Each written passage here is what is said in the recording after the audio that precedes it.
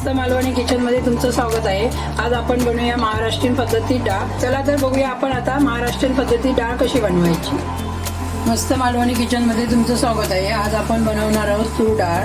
तूर डाळ बनवायची ती मी वेगवेगळ्या पद्धतीने तुम्हाला दाखवणार आहोत। तर इथे मी बघा 1 कप तूर डाळ घेतली आहे। आता ही डाळ मी स्वच्छ 3 वेळा धुवून घेणार आहे। आता ही डाळ मी स्वच्छ 3 वेळा धुवून घेतली आहे। त्यामध्ये आता आपण 2 ग्लास पाणी घालून घेऊया। त्यामध्ये थोडंसं मीठ घालून घेते, 1 चमचा हळद। डाळ कुकरला लावून मी 3 शिट्या काढून घेणार आहे। आता बघू शकता हे बघा मी 3 शिट्या काढून घेतल्या डाळीच्या आणि डाळ माझी ही बघा मस्तपैकी अशी शिजून निघाली आहे। तर आता आपण त्याला फोडणीला कसं द्यायचं ते बघूया। इथे बघा मोठ्या टोपामध्ये 2 चमचे तेल घालून घेते। त्यामध्ये मी अर्धा चमचा जिरं घालून घेते। आता जिरं आपलं भाजल्यानंतर आला लसूण पेस्ट टाकायची आपल्याला। आला लसूण पेस्ट आपल्याला चांगली परतून घ्यायची आहे।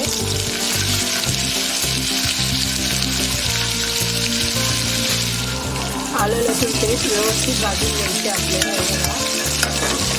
त्याचं कच्चं राहिलं तर वास येणार लसूणचा आपला आल्याचा, तर व्यवस्थित भाजून घ्या तुम्ही। आता बघू शकता आलं लसूण पेस्ट व्यवस्थित भाजलेली आहे। आता आपण त्यामध्ये कांदा टाकून घेऊया। हे मी 2 छोटे कांदे कापून घेतले आहेत, ते घालून घेते। व्यवस्थित परतून घ्यायचं आहे आपल्याला लो गॅसवरती। कांदा आपल्याला थोडा खरपूस भाजून घ्यायचा आहे। त्यामध्ये आपण हे बघा 2 चिरलेले छोटे टोमॅटो घालून घेऊया। व्यवस्थित असं परतून घेऊया।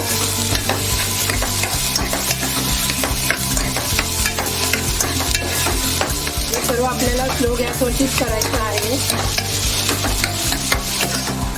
टोमॅटो आणि कांदा आपला शिजत आहे तोपर्यंत आपण मसाले काय काय घालायचे ते बघून घेऊया। 1 चमचा धना पावडर, 1/2 चमचा हळद, 2 चमचे मालवणी मसाला, थोडीशी कस्तुरी मेथी, 1 चमचा सांबार मसाला,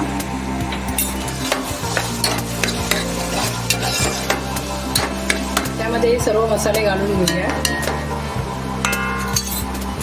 आणि मिक्स करूया।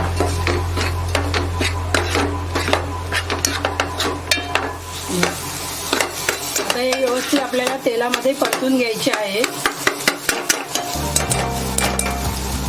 त्यामध्ये मी अर्धा कप पाणी घालते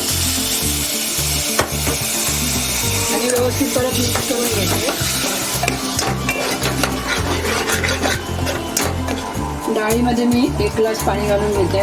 तुम्हाला पाहिजे असेल त्या जरूरतानुसार तुम्ही पाण्याचा वापर करू शकता। मिक्स करून घेऊया। आता आपला छानपैकी असा मसाला तयार झालेला आहे।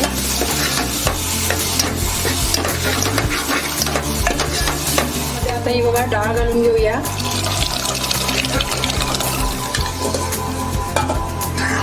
आणि मिक्स करूया।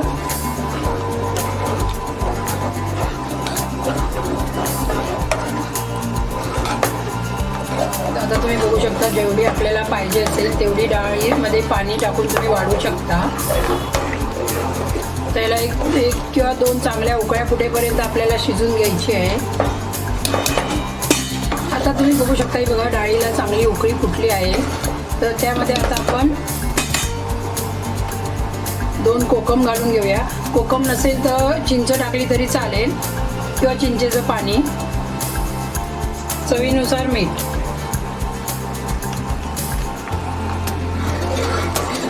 व्यवस्थित असं मिक्स करून घ्यायचं आहे आपल्याला। आता यावर आपण कोथिंबीर घालून घेऊया। तर तुम्ही बघू शकता ही बघा आपली महाराष्ट्रीयन पद्धती डाळ तयार झाली आहे। ही बघा छानपैकी अशी डाळ बनवून तयार झालेली आहे। आता तुम्ही बघू शकता ही बघा आपली डाळ तयार झालेली आहे। ही डाळ तुम्हाला आवडली असेल तर माझ्या चॅनलला सबस्क्राईब करा, जास्तीत जास्त शेअर करा, कमेंट करून सांगायला विसरू नका की ही डाळ कशी बनली आहे।